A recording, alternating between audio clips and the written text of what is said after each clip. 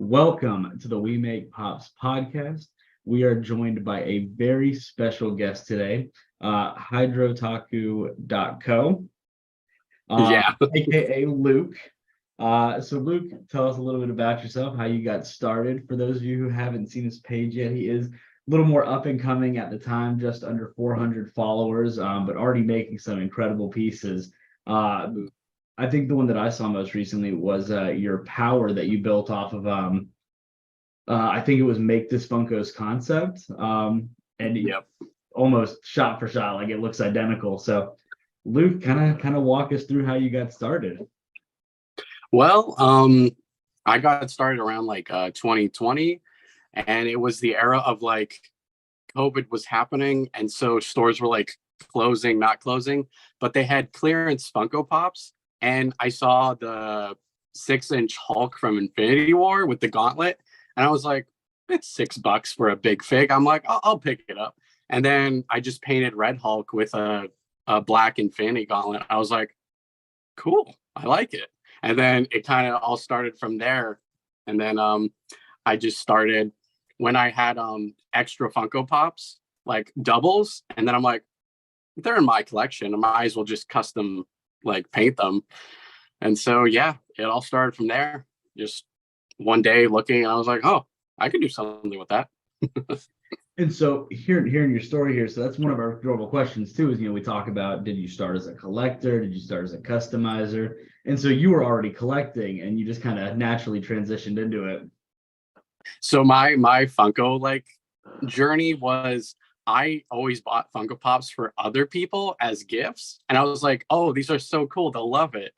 And then when I moved away for college, that's when I started to, and that was during 2020. And so then I was like, I started getting my hero collection. And then I got doubles off of eBay because I got scammed. And then because I had those doubles, I'm like, okay, I'm going to start painting these. It felt so wrong at the time because I'm like, oh, because they were so perfect already. And I was like, oh, I don't know. Yeah, you definitely got to get over that initial guilt. And I know that you had a few pieces that you were kind of the same thing. You had some pieces and you were like, all right, I'm gonna add some detailing to it. So I know this story, but probably sounds very, very yeah, no, absolutely. Yeah, that's how I started too, because I had a few pieces that it just didn't look the way I wanted it to. I was like, I wish it had this uniform or this, this color scheme. And so that's when I started going on Instagram and saw other people doing that. And I was like, oh, I can do that too. I wasn't very artistic beforehand. I'm very much a novice, but it was just something that I fell into, and I fell in love with it. It's so much fun to customize them and change them up. Mm-hmm. So you had these duplicates and you just started painting. So I naturally have to ask, were you already artistically inclined? Did you already have art projects you did, or was that just it's COVID, I can't go out, so I'm gonna do it? I'm just So I've always been artistic at a young age, and originally I just got polymer clay, and I would just make little figures, and that's kind of how I started my introduction to clay. And so then when I started researching into Funko Pops and customizing, I found Utaku's page, and I gave her a DM, and I was like, hey, what clay do you use? And I didn't think she was going to respond. And then she gave me this huge message. I was like, oh my gosh, I actually got a response. That's crazy. But yeah, I use like everyone else does, I use the Cos clay, and it's a lifesaver. Because that's a good one. Before I use polymer clay, but I would have so much air bubbles and it would crack so easy. So Cos clay, it just is a super glue basically. It's awesome. Oh, see, that's a new one. That's awesome, because we haven't really heard of that one, or at least I haven't. Have you? No. Really? Yeah, no, not at all. You said everyone uses it, and immediately when you start talking about me, and I saw Andy's face and mine do the exact same thing. We're like, wait, what? What is this?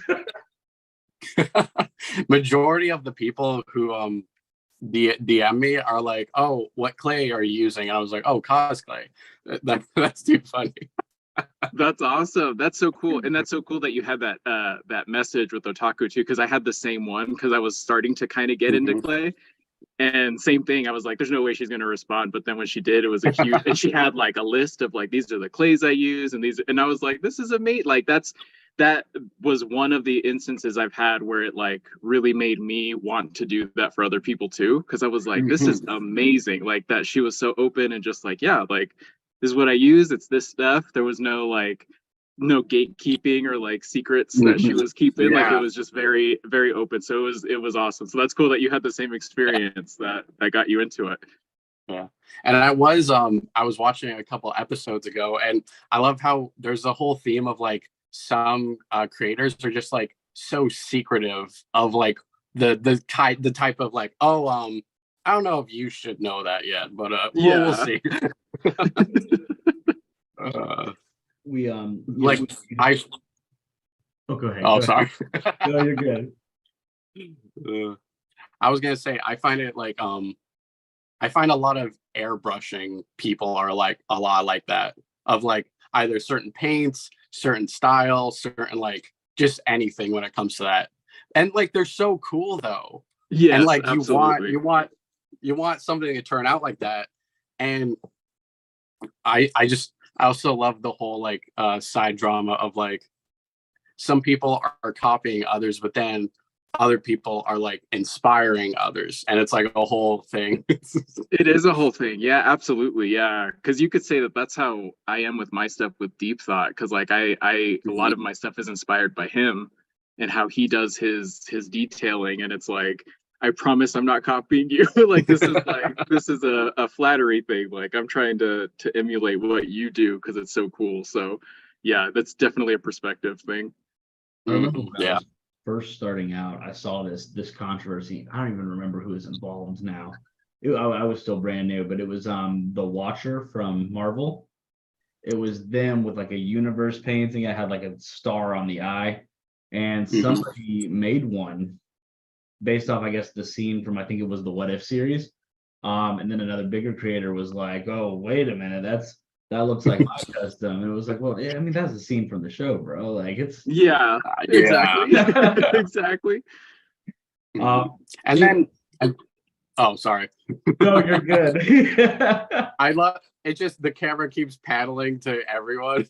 So, I was gonna say, like, for even the one Power, the one I did recently, like that 100%, like they are the ones who created that scene, and like I literally like had the image and I did everything like exact, and I still wanted to like.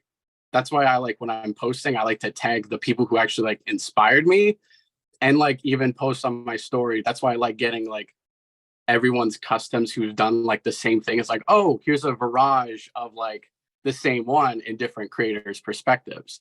But when it comes to the Power I literally did it like on that picture. And so like I want to make sure that that creator like has the right to it, you know, as Well, respects it.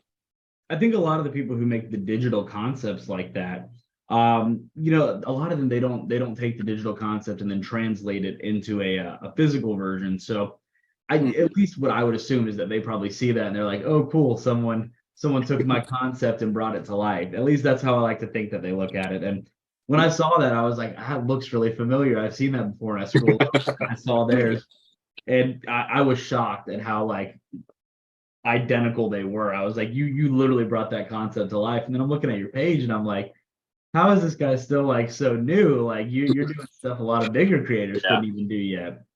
Which I'm sorry. I just wanted to say this is something that I saw when I was looking at your page. So we've talked on a few episodes about how like I'm pretty good at like finding parts to match up and put them together. But looking at your page, you are putting head sculpts together on some of these pops that like blew my mind. Like I looked at your Denji, your Denji with the chainsaw arms, and it flew. Like I thought that was a Denji head. I was like, where did he even get this? So that was, I feel like that was the one that like sent my page up in like in likes. And I even had MD himself ask where I got it, and I was like, oh my goodness, Nice. celebrity Oh, that's mention. awesome. But yeah, I saw that this because first of all, I didn't even know what like Chainsaw Man was until I started doing the pops. And so I found the head, and it was just a random head from like a rock band. And then the body was actually LeBron James doing a basketball shot. No way. Yeah. And so literally two completely different things that I just fused them together. And yeah, then after that it went off. And it was something all right. I've seen a few of yours, like you did the Shinobu. Again, the head sculpt looks exactly like her. Like there was no question of like, oh, maybe you could clean that up. Like no, like it looked like Shinobu. And then the Inumaki. What was that, like the Best Jeanist neck piece, or what was that? Like how did you make the Inumaki head? Which one's Inumaki? He's the one. He's from Kaizen. JJK. He has like the collar that goes up. Here he is. Yes. Yes. So I love the little stories you get when finding parts, because clearance is your best friend. But Yeah. that one, the head is from the Tokyo Ghoul line, the new one. Oh yeah, totally. I I used this head. That's the head I used for about to Aki. say, Yeah. used it, I was yeah. like, I just realized as I'm looking at it. Oh yeah. Yeah. So I used that, and then I just did clay for the collar. Really? So like that zipper and everything you did out of clay? Yeah. It's yeah, it's all obviously the shadows, but yeah, it's all clay. I wrapped it around completely. Oh, that is awesome. I would have never even attempted the zipper. That's incredible. It looks fantastic. I loved that one when I was scrolling through your page. That one immediately stood out because Inumaki's like one of my favorite characters from Jujutsu Kaisen. He's literally my background on my PC. So like, Yeah. I saw that one, I was like, bravo. Majority of the inspirations are my wife telling me her favorite anime characters, and I'm like, okay, I guess I know what anniversary present I'm getting you. There you go. Yeah, that's how it goes. Which other ones have you made for well, do you make any for friends, or is it really just your wife right now? So when I originally started, and like I was finding all the custom pages, and I'm like, I'm even surprised. I see some people younger, like when they tell me they're doing this at 16, I'm like, I wish I knew this stuff at 16.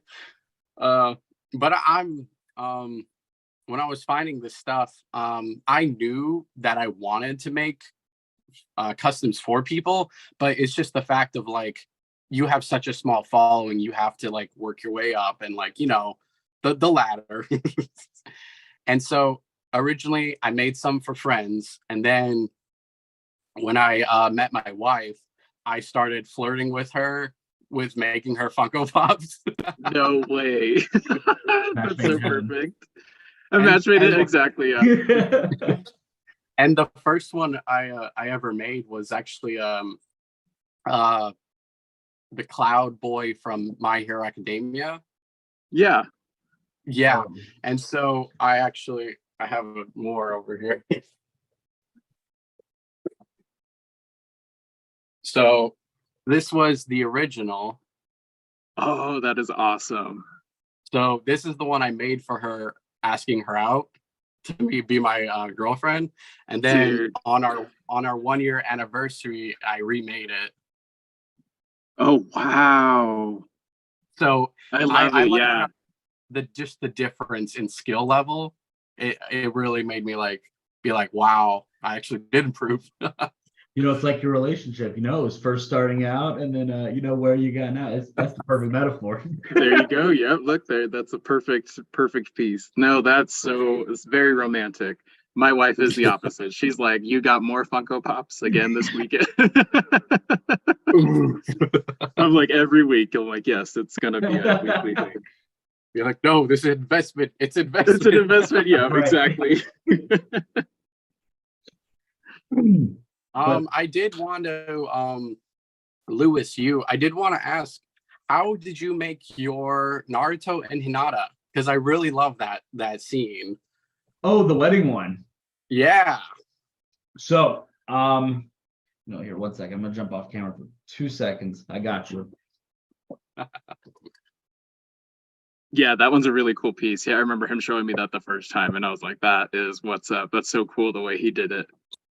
I love how a lot of people can just, because I don't know if you guys do airbrush like with your painting? Mm-mm. That's why I hate painting so much. I'm not good at painting. I don't have the patience for it. And Andy could paint like no one's business. And Andy, actually, you just recently got the airbrush. I did. I'm terrified to use it. Wow, I'm afraid of awesome. cleaning it. I'm at that level. Yeah. I'm also waiting to I live in Colorado, so it's always snowy. So I'm waiting to clean out my garage. And then I can have a space to do the airbrush. So that's my excuse. But yeah, no, I'm just terrified. So looking at the Naruto, so I used Hokage Naruto's head. I had I think it was like the Duke and Duchess pop. It was like a wedding scene. I used that arm, and I put clay as like a sleeve. This is Jiraiya's torso. This is Ichigo's legs, and then Naruto's hand. And then this one was a ton of work. So this was the Duchess pop. She had a regular dress on, but I had to like add the kimono with clay. But working with clay, the stuff's fragile. So what I had to do is I had to coat it in silicone, and then cast it in resin. So this entire dress is now one resin piece. And so like I could throw this thing at the wall and it's just gonna bounce off. It's not gonna break like clay would. I had to clay these sleeves on. The head was the character from Legally Blonde. I don't remember her name, but it was the summer pop. And then I put Himiko Toga's bangs on, and this is a flower from a character from Genshin Impact. And so it was just a whole list of parts that went into these two. Some of them I had laying around already. Some of them I had to order. And yeah, it's like one of my favorite pieces because Hinata's the best girl, of course.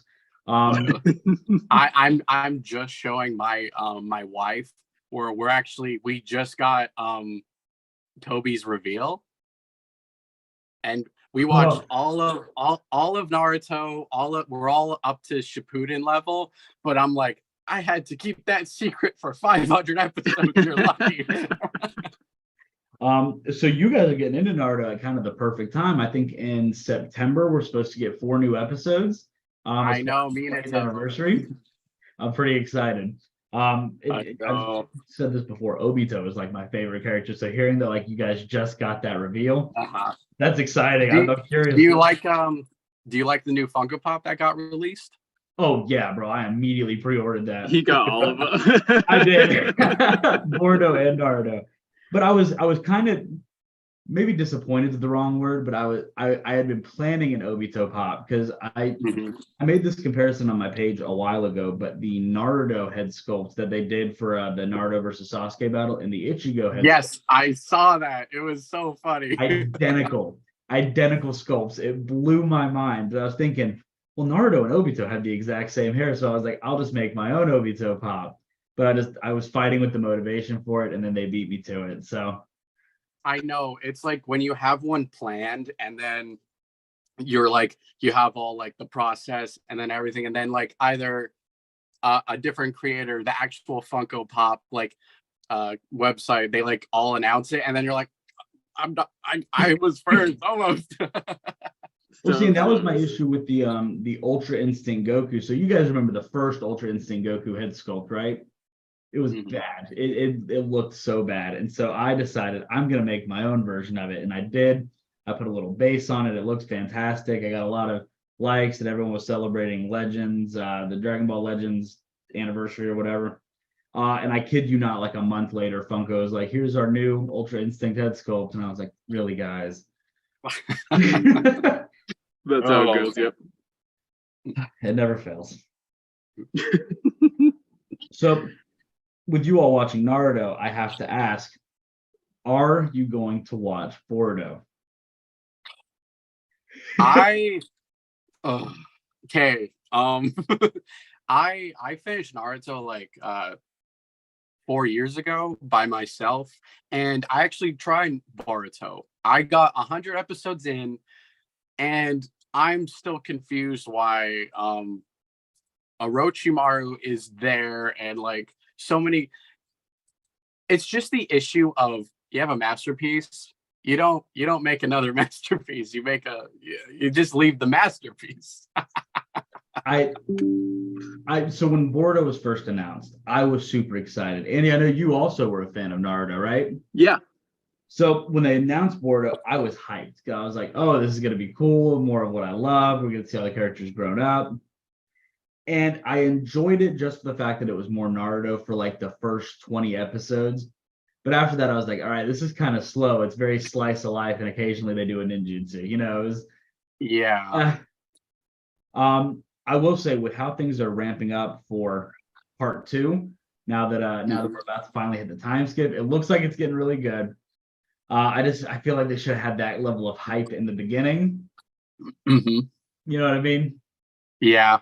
See, the other issue I had with it was the first episode where they do the whole like everything's in ruin and like you have to watch the show to find out. It's like it's such a force pull that it's like okay. And then the other thing I hear about from people is they always compare it to Avatar and Legend of Korra. It's cool, but like, very, very similar in like the updated time, the like everything. But Legend of Korra, so I'd rather prefer Boruto.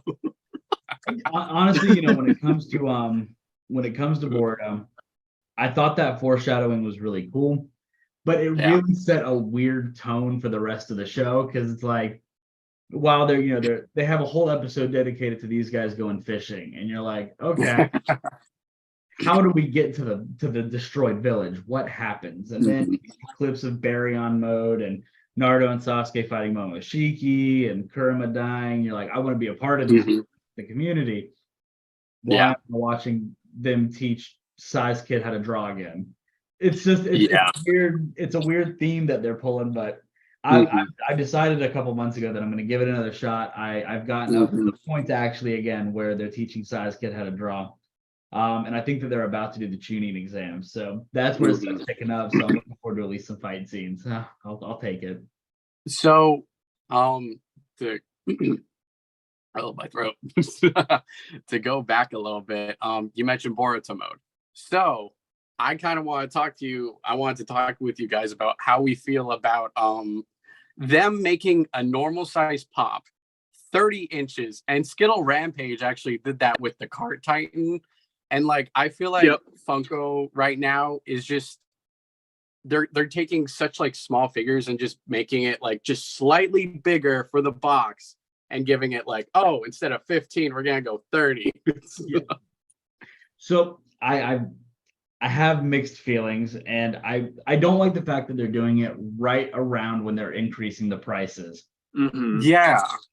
It seems like a very obvious cash grab. Mhm. But devil's advocate here, the thought of actually having a what is it, a 6-inch Baryon mode pop? Yeah. That's exciting. You're like all is forgiven. So I'm torn, because they make something Naruto. Well, it was just the fact of like opening the door into the conversation. But it's not I will say no, it's 100% cool pop. I think it's just the fact of like it's just a normal size, but like it's just the features are bigger. Just like because I got my wife recently a Stitch in a bathtub, and it was in a 6-inch box, but the size of it was a little normal size, and I was like, oh man. Was that one of the deluxe ones? Yeah, the deluxe one. Yeah. The deluxe, yeah. That's how it goes. Yeah, the Nezuko in the basket's like that too. Like it's like not really a big pop, but the box is huge. So yeah, they totally try to upcharge you, and I'm not a fan. I think it's ridiculous. I think just pay what it is. Yeah, I don't want to pay for the size of the box. And it also, the size of the box ruins the way that my collection goes, the way that I stack them. So I'm like, these boxes are too big. It's like I just need a normal size box. Well, it's actually the second time they've done that with Nezuko now. The first one, where she's coming out of her box, was also like a deluxe pop, and then her in the basket recently. I think just every time Nezuko goes through a form change, she's gonna get a deluxe. And The deluxe, yeah. it's gonna mess up the box sizes some more. But it really, even actually, if you think about it, the Sukuna on his throne from Jujutsu Kaisen, 6-inch box, but he sits on the shelves like regular size pops. You know what I mean? Yeah. And then they made a glow. Yeah.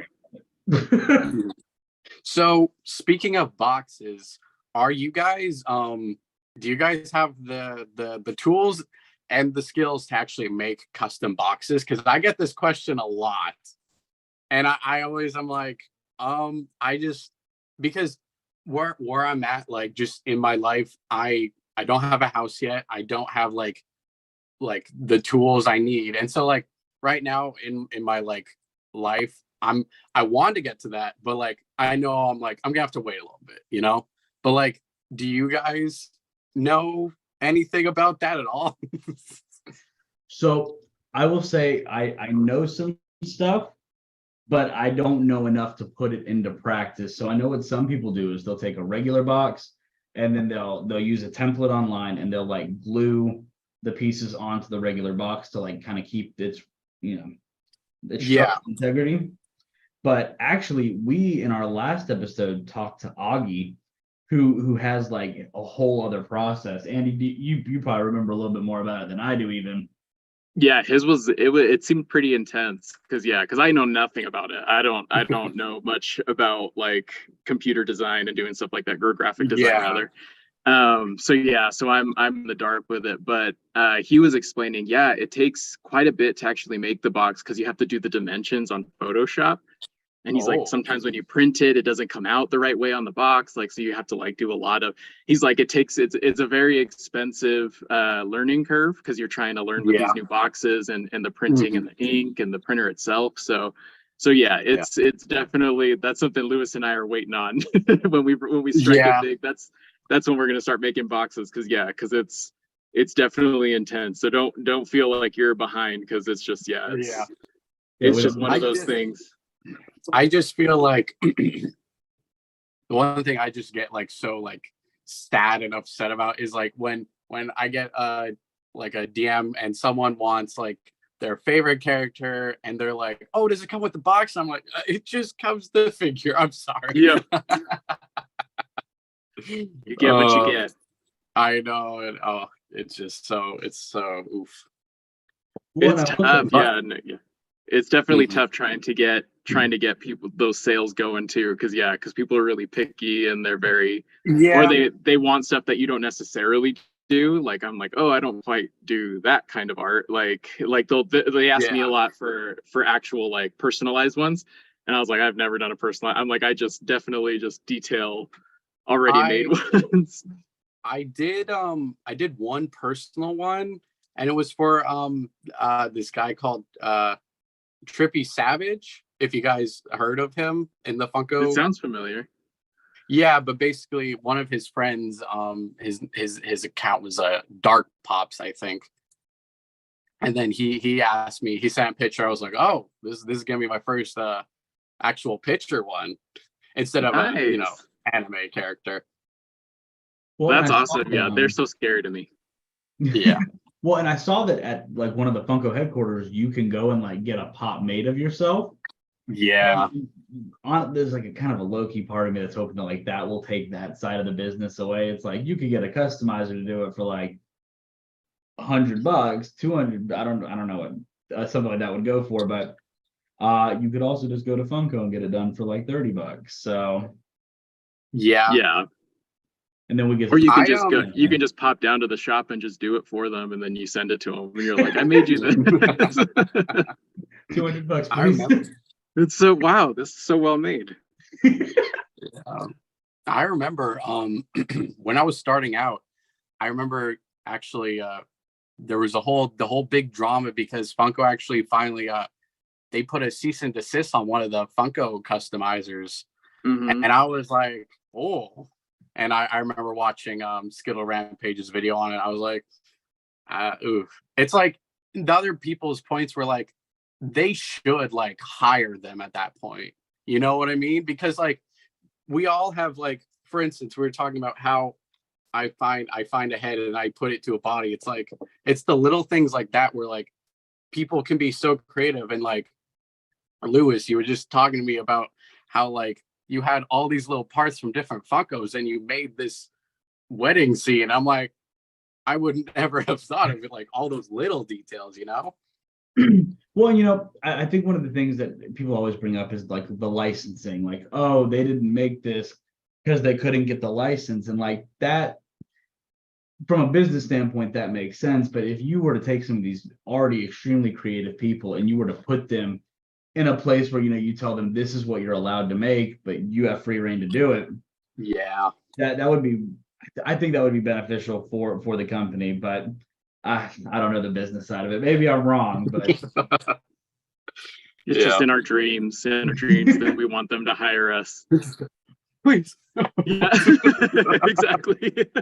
I tell you what, let them reach out to me about that Team 7 piece that I did. Done. I'll sell it. Literally, just Yeah, That'd right. be so awesome. man. Another thing that I was talking to a friend about, since we started the podcast is you all heard that they got rid of their social media team. The Funko team. Did you all hear about that? Wow. Yeah, they got rid of their social media team. And so I'm wondering if in the future they're going to be looking at some of these top influencers, right? Like Skittle Rampage or Dr. Applesauce or oh God, who's another one that's really popular? It's all escaping me right now, but I wonder if they're gonna have some of these personalities that, or Top Pops. That's what I was thinking of. Who the community be like flocks to and knows really well. Having them come on, I think, could be a good business strategy, depending on if the influencer is willing to go from an online personality to a much more rigid structure. But I don't know, maybe cool things that we see coming, I guess. Did you guys see all that news about it was the WonderCon release and how that was a huge fiasco? What I remember like it was like all crazy at the stores, right? Like everyone was. Yeah, it was all crazy at the stores, but on the Hydro Taku page, I'm subscribed to all like the Funko news and everything, and it was just the whole thing of like the whole like it's 2 pops a person, like stuff like that. But I was seeing all these videos of like so many people just had like bulk, and I hate resellers so much in the Funko community. Like, oh, and we're the same way. Yeah, I've experienced it so much because I have gone to Hot Topic and like waited in line, and then I see someone in front of me. There's like, oh, I'm just gonna take all these. Oh, it's so it rattles my chain. For sure. Yeah, no, we've all had run-ins with resellers, and it's just it's just frustrating because there's artists like us that are trying to get these pieces so that we can make them a little bit cooler. We want them even just for our collection, but yeah, you have resellers that are coming and jacking up the prices, and it just it's the yucky side of it for sure. Yeah. When we talked about this on one of our older episodes, I think it was a solo episode we did, where you want to be mad at the resellers, but really, I mean, a lot of the blame falls with either the retailer or Funko, because they're putting these rules in place that allow this to happen. And it's like, yeah, it's frustrating that this person's taking advantage of the system, but why are they given that opportunity? Like I've heard the rumors of employees giving out like full cases to resellers and like just not like putting them on the shelves. And it's like, come on, dude. Like, it's not the resellers part. It's not their fault at that point. You're enabling this. Like you're acting harder. But I mean, I guess Funko's just worried about getting the sale. They don't care who buys it. They just want the money. Literally. That's insane. Oh my goodness. Yeah, no, it's so frustrating. Yeah, and it's even just bots. Lewis and I talk about bots all the time and how they set like they'll just go in and buy up all the exclusives and just makes it so much more difficult, or it crashes the site and you're just like, well, I didn't get a chance at Yeah. that at all. Yeah. All the videos and memes I see about the Funko app crashing is just so much. Yep. It's just broken. I haven't touched the Funko app in like 2 years, I think. I use like a third party at this point because the actual app itself, it just has so many issues consistently. I just wash my hands of it. I say no, Third thank party you. now. I was gonna ask, so how many do you guys do commissions for, like people who DM you? Like how often do you guys do commissions? And you want to take this one first? Yeah, sure. Thank you. For me, it depends.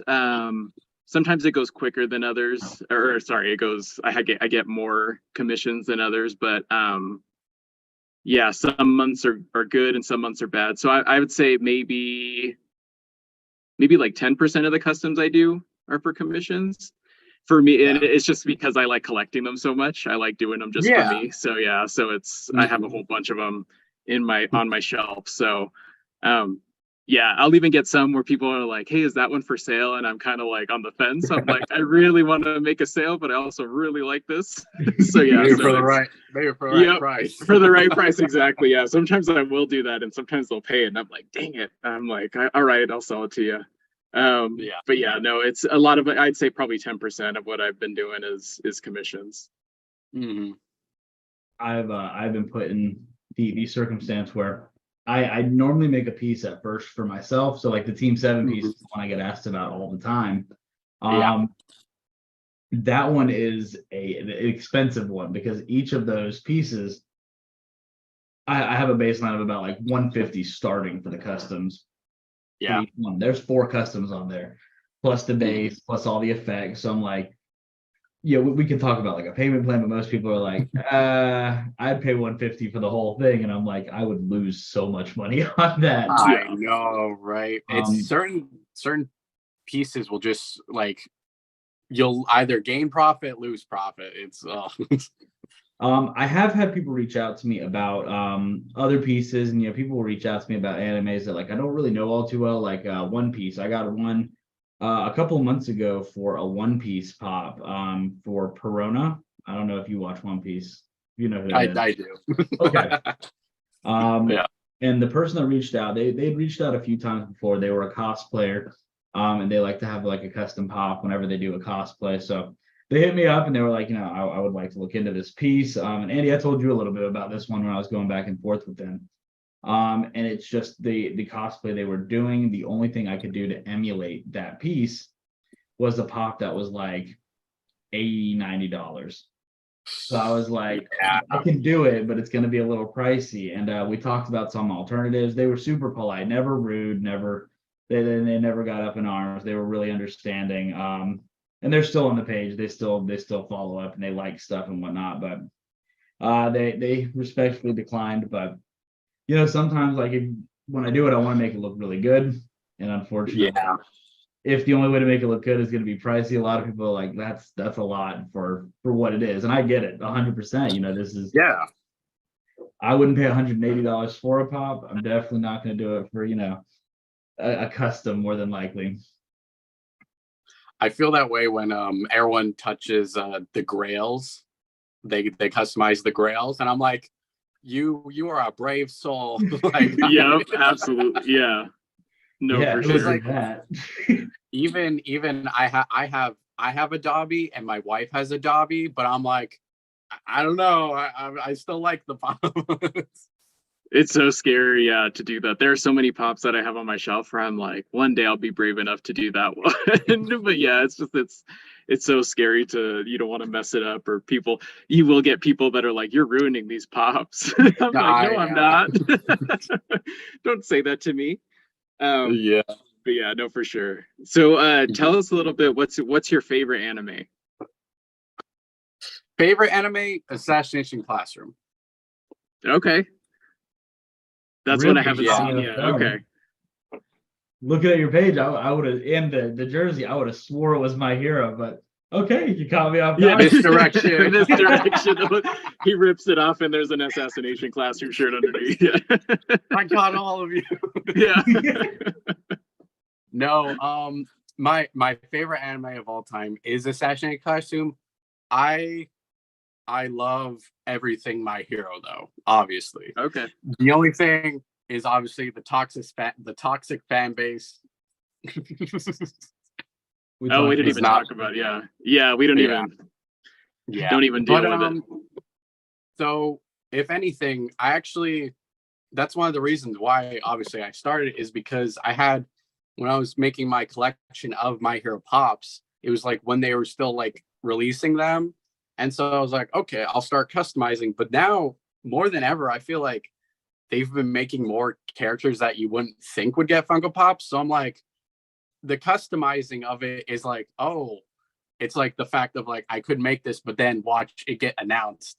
And that's how actually I felt about my Kirishima Tetsu I have on my page. And literally 2 days before they announced it, and I was like, oh, well, I made this one, I guess. Oh man, it gets you. Yeah, for sure. I still think it's great though, because seeing it customized and seeing someone that made it is so much cooler than just like, oh yeah, Funko's releasing it. Like, I think it's a lot more interesting when someone took the time and actually put these pieces together and made it look really cool. So I think it's super awesome. It's my favorite. And I think don't worry about it when Funko releases it. If anything, just be like, I did it first. No worries. You're like, you see that small date I did? Yep, exactly right.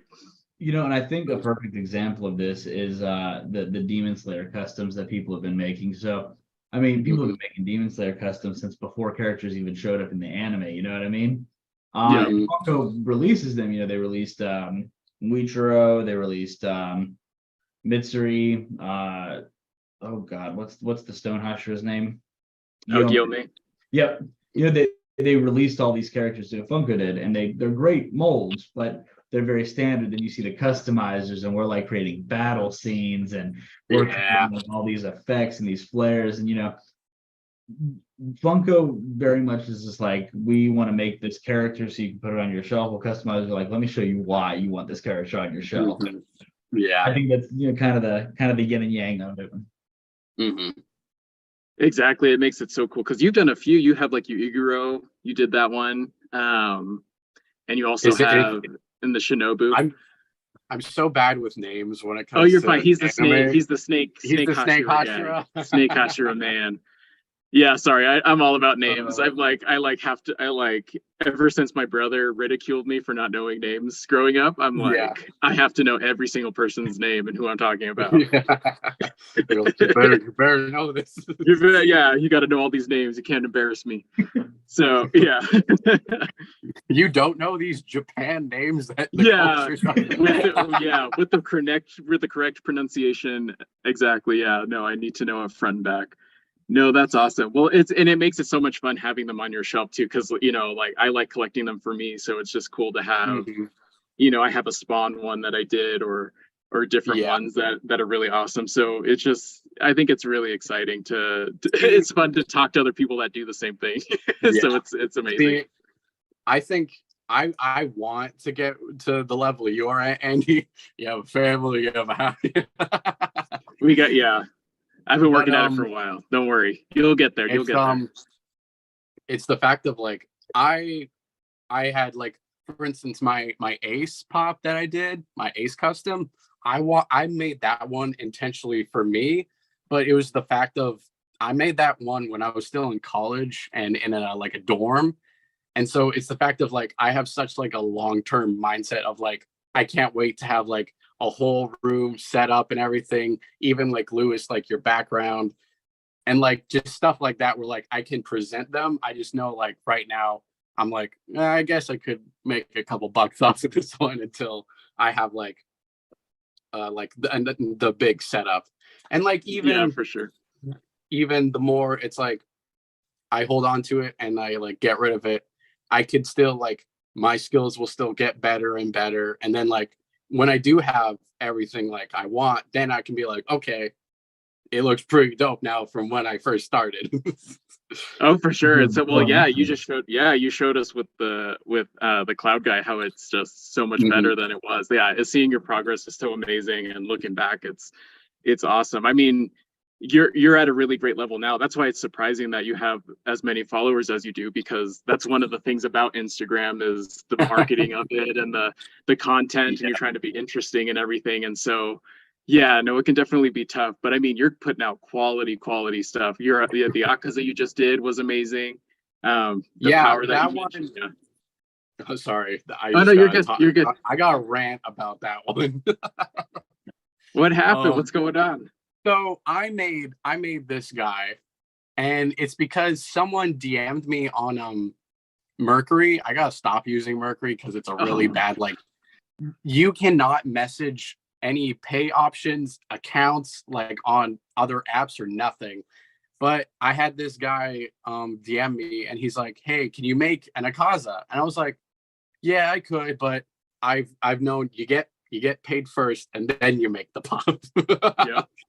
Because you get so much you get out to dry if like what I'm handling here is he DM'd me and then nothing, and I'm like, it's so That is so that's the frustrating. downside. That's the Yes. downside of customizing is like you gotta have a little contract you sign. Exactly. You become like a little businessman a little bit. And it's, I mean, coming up with prices and what you think is fair Mhm. and what you think it's worth. And it's just, it feels so weird because you're like, I don't want to, like, I want to get what it's worth, but I also don't want to undersell myself. Because I've done that a couple times. I've undersold Yeah. myself and I really, really regretted it because I'm like, that was a lot of work and I sold it for way cheaper than it should have been. So, yeah, no, it's definitely tough to kind of figure out that level because it's not something I was expecting either. Like Mhm. it really came up and I was like, oh, like what do I do? That's why I was happy that Pop Therapy was really helpful with that. He was when I was first starting out because I'm like, what do you charge? Like, because I'm Mhm. not going to charge as much as he was doing, but I needed to kind of get a ballpark of what people are paying and Yeah. yeah, so that was really helpful. But it's just it's definitely nerve wracking and I hard when you're I trying to think do that. the other thing is also confidence. Like you really have to be, if you are not confident in what you made, like you will be crumbled and you'll be like, oh, I'm sorry. You just take it. It's I so don't. scary, right? So here's a pro tip to all Absolutely. new people. If you are apologizing while naming your price, you are losing the You were negotiation. losing the sale, yeah, exactly. um, Uh, so I did want to ask, because we were just talking about your Akaza. So what is the favorite piece of yours that you've made? Like what is the one that you look at and you're like, I did that. Like that's all me. they're all gone. I don't. Oh no. um. Oh. Ah. Ooh, that's a tough one. Mm, I don't know if I could name one, but actually yeah, I have him right here. I haven't sent him off. He's got to get shipped out. But honestly, my Rising Shield hero, That one's Okay. a really, yeah, okay. because I really do like how the head turned out, the body. It's one of those pops where you can be looking around in a store and then you see a head and then it just clicks in your brain. And that was one of the characters I'm like, as soon as this pop like hits stores, I am getting it.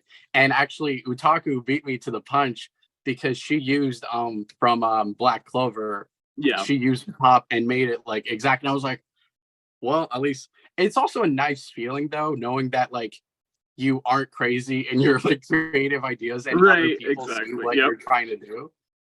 But yeah, I would say I'm pretty sure his name's Nafumi. Nafo. We're Don't gonna worry, go the comments will correct you. Nafumi. I know, Walk I us don't know through who it. it is. So yeah, so you're good. That sounds good to Yeah. me.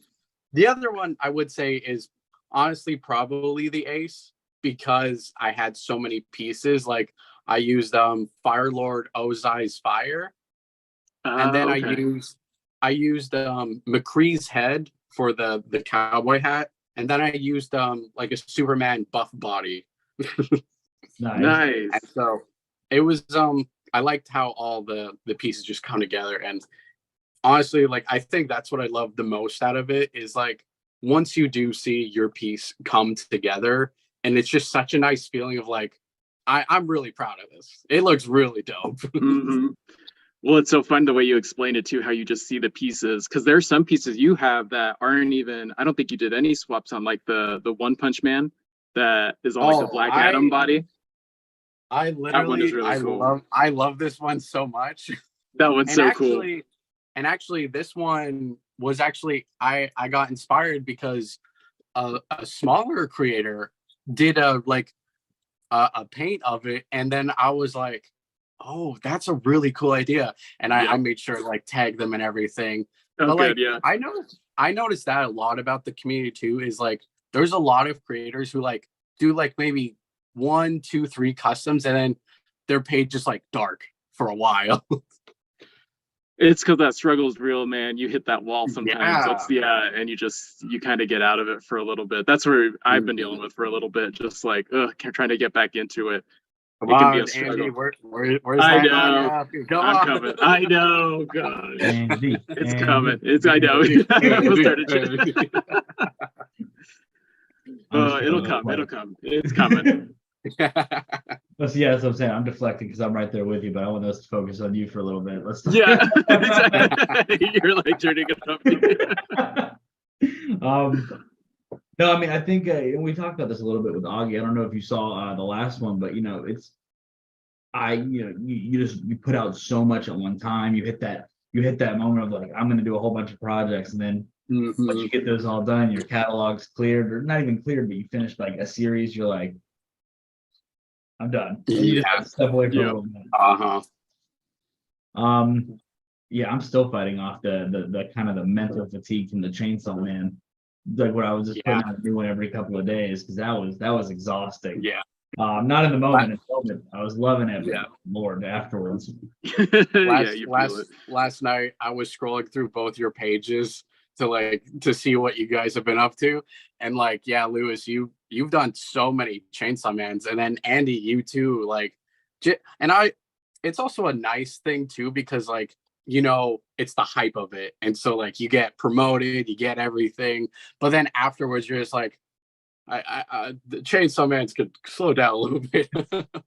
Exactly, yeah, for sure. Yeah, we talked about that. Like, I had 2 more like mentally in the chamber, but I was like, I can tell that some of my audience is getting a little sick of it, and I need the break. And so I was like, this is watching the ebb and flow. This is a good place to hit the brakes for a little bit. But I'm telling you, like, when the Chainsaw Man hype was real, you were seeing a whole bunch of new creators that never got promoted because they made a Denji or they made a Aki, all just getting pushed to the timeline. I think that was really cool for those who took advantage of that trend. You did a chainsaw version of Denji, not the one with the hands, but like the full chainsawed out version. Yeah, that was a rough one for me because I had to the guy who wanted it, originally I didn't do all that rubble you see on it. It was just a regular pot, but his chainsaw was so long that it wouldn't fit in a normal box. So it was just, it's the little things that I'm just like, I was so close to not doing a lot of work, and now I have to do a lot of work. Absolutely. So how did you do the chainsaws on yours? How did you do the chainsaws on yours? Oh, that's all clay. Wow. Oh yeah. See, none of mine were clay. That is all this masterpiece of clay. That's crazy. That's awesome. Sponsored by Cosplay. Thank you. Yeah. Thanks for that's our next sponsor. Please sponsor us, Cosplay.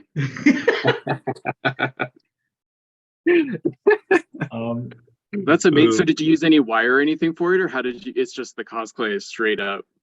No, that is straight up all Cosplay. No way. Yeah.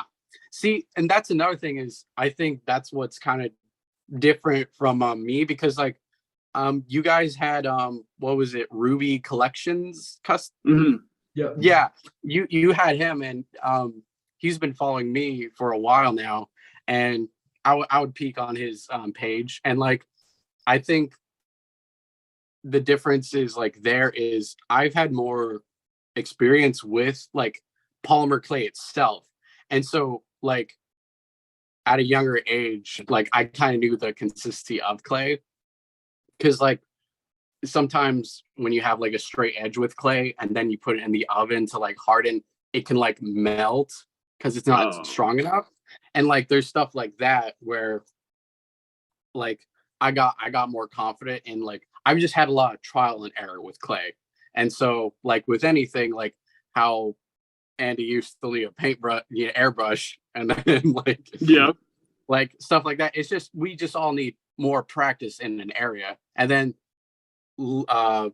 Lewis, with your resin, because I really want to get into resin, but like you said in the other podcast, it's just such an expensive learning curve. Yeah, you're gonna put a lot of money into messing up, and I think a lot of people that's a scary prospect. I mean, even now when I'm doing a new project with resin, I'm prepared that if I buy 2 gallons, I'm expecting at least like 2 or 3 pours are gonna be awful, and then you gotta bite that sometimes. You master it, and you hope you want to get that down a little bit, but it's trying any new medium it's gonna be trial and error. It's just how much money are you willing to put in to that new medium, and sometimes it's not worth it at that point in your page, and then as you get a little bit bigger and you want to try those new things, then it is. I am currently hyping myself up to push my horizon and get into the more painting stuff, and I've been talking about it for like 2 episodes now. But I'm afraid to jump right in. So Andy's going to be my coach, and I'm going to be relying on our group chat with Pop Therapy a lot, and I'm just going to be pinging you guys about how I can do certain things. They keep telling me use references. Have you ever thought about getting into more of the detailing work that they do? More of the highlights and adding that definition, or making it more like manga accurate? So I saw Good Boy Customs is doing that, like with his style, and I think it's actually funny because I was watching the episodes and like explaining your style of things, and my kind of style I've kind of like stuck with is like the metallic paints, but like the ones you do see at like Walmart, Michael's, Hobby Lobby, like stuff like that, because I don't have the equipment for like airbrushing and stuff, because like I feel like that is where I want to get, but like I'm just at right here for now of where my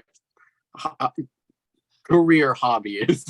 Right, exactly. But yeah, I'd say I'm more metallic meets like paint. I'm just very like I like to go back and forth with those types. I haven't really thought about doing a manga style, just because like Andy, your style is like so intricate with every line. And I'm like, I don't know if I have the patience for that. No, I hear you. Yeah, it takes a lot of patience. It's worth it though. I think you should. It's something that we should all try out, because even if you just do highlights on like edging, not like just the edges and just making it on the hair and stuff, I think it adds a lot to a pop. But yeah, it's something. It is definitely scary to start out and to know to have the patience. Yeah, I think if anything, when I was doing the Akaza, I posted on my story. I actually did it was a black coat first, and then I tried this the dry brushing of like white, and it gets more shadows, but then I didn't use the right paint, and then it just turned out the way it did of like usual. But I would like to try like those types of things. And I think the big thing I do try to find is I always talk to people about what kind of paints and brushes they use. I think that's the big thing for me, because I always want like a thinner, like a very tiny brush to get in between like the little detailing, because I personally don't like using like permanent marker or stuff like that, because with the smaller details, I almost like have to, because my paintbrush is too thick, and so then I'll smear or something, and I'm like, oh, I ruined it. No. Right. Yeah. No, it's definitely tedious. It's such a yeah, it's a big learning curve, but I think it's fun to get on that because I think I like the way that it adds to pieces and stuff, and that's why I love doing it. Mhm. But yeah, we're just bringing it up because we think you'd be great at it. So we're just like, if you ever want to try it out. What kind of style you guys want me to try? I think you doing a manga one, prime the whole thing Yeah. white, just shade it like a manga. I think you could do it. I believe Just you try can it do out. And yeah, you just look at references and just see where the lines are and stuff, and it's not as complicated as you think, but that would be really cool. We would love to see Yeah, something like that. like seeing something like straight from the fresh print manga where like the black Right. and white, and then like shot for shot, like, you know. Oh, that'd be so cool. That'd be dope. Yeah, that, I mean, yeah, now that my seniors have told me, I think I'll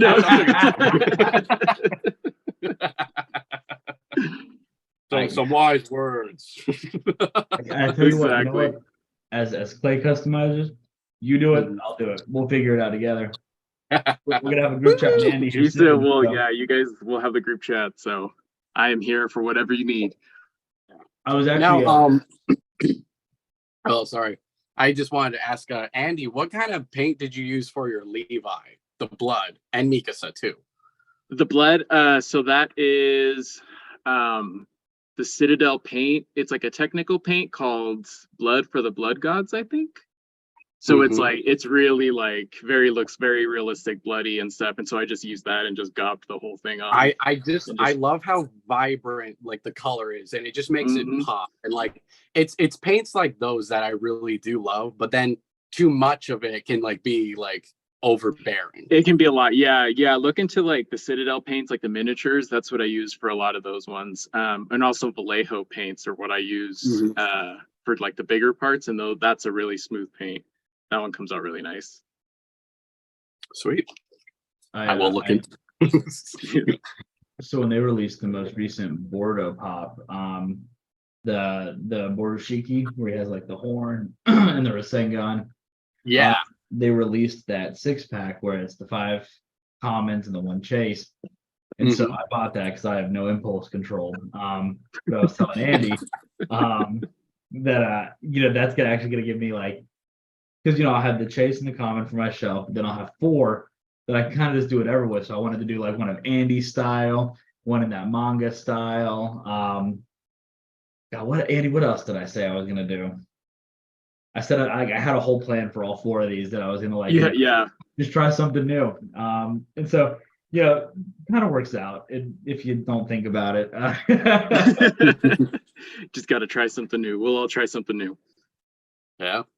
I mean, that's the thing is like if you don't push yourself, then like you'll just be where you're at, and then like you can get like a resentment kind of like I could be that, but like I just keep hitting a wall, like something It's like definitely that. yeah. It's definitely hard coming up with new content and trying to be interesting and entertaining. It's definitely a struggle for sure.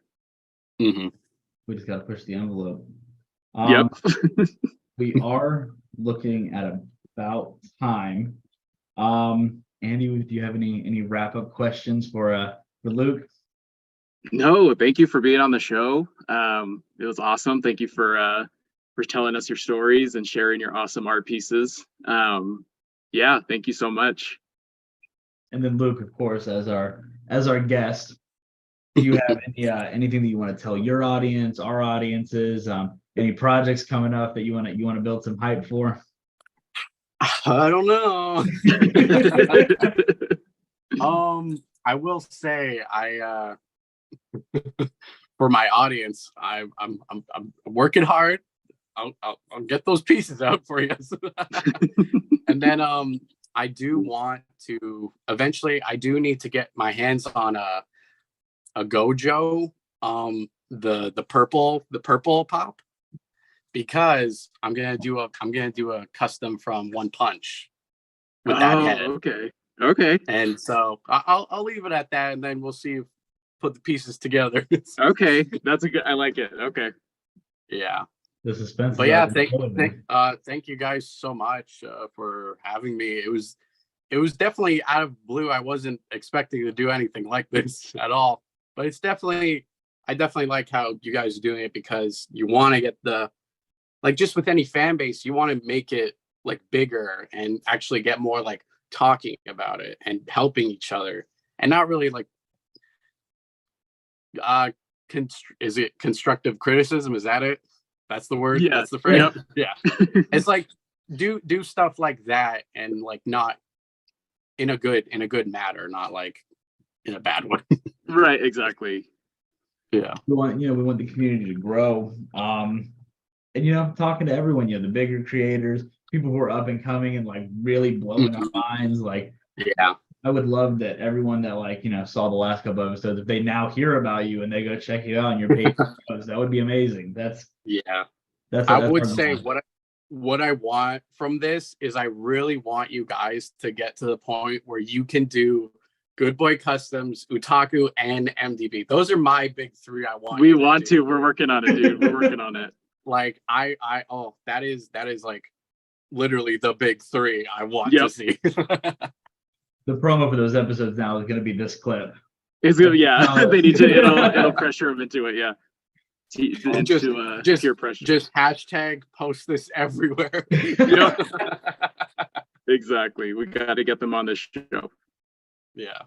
Also, the other thing I did want to say. So when it came to like my actual name, it's I actually originally wanted to call my account Hydrotaku. But the issue being is on Instagram that name was already taken by a spicy game. So I was like probably good call. So probably good call. Yeah, no, yeah. But yeah. So that's amazing. I love it. Yeah. That's something we always forget to ask is where people come up with their names. Cause that's always such a cool. Yeah. I love that. And actually, before I actually knew about Utaku and MDB, originally I was like, I actually searched up the name, what Utaku means, and I was like, oh, young person that loves anime. I'm like, I'm in that category. Yep, exactly. Yeah. Yeah. And then I always love I just thought the name Hydrotaku sounded cool. So I was like, okay, I'll go with that. And then the stupid little KO, I'll just put it at the end for something. Because I didn't want to do Hydrotaku Customs. I just wanted to do like Hydrotaku as the base, but I was like, There you go, man. It works out. I love it. My name is literally just my initials. I get it. I wish I actually originally thought, Lewis, that like the LV meant level. A lot of people thought it was Ivy, and they would always tell me, I can't find your page, which is probably why I didn't grow for like the first year. Oh my goodness. Yeah, but I originally thought it was level customs. That's what I thought originally. I wish I'd leaned into that. We should have talked like 2 years ago, but yeah, it made it a thing. Yeah. But Luke, thank you so much for coming on. We've had a blast talking to you. I look forward to getting as we start doing repeat guests. I hope that you're when to come back on and we can see. Oh yeah, I would love to. Andy, you want to close this out? Yes, everyone. Thank you again, Luke. Please don't forget to like, subscribe, follow us. Check out Luke's page on Instagram, Hydrotaku KO. We'll put it on the screen and everything so everyone can see it. And everyone, thank you so much.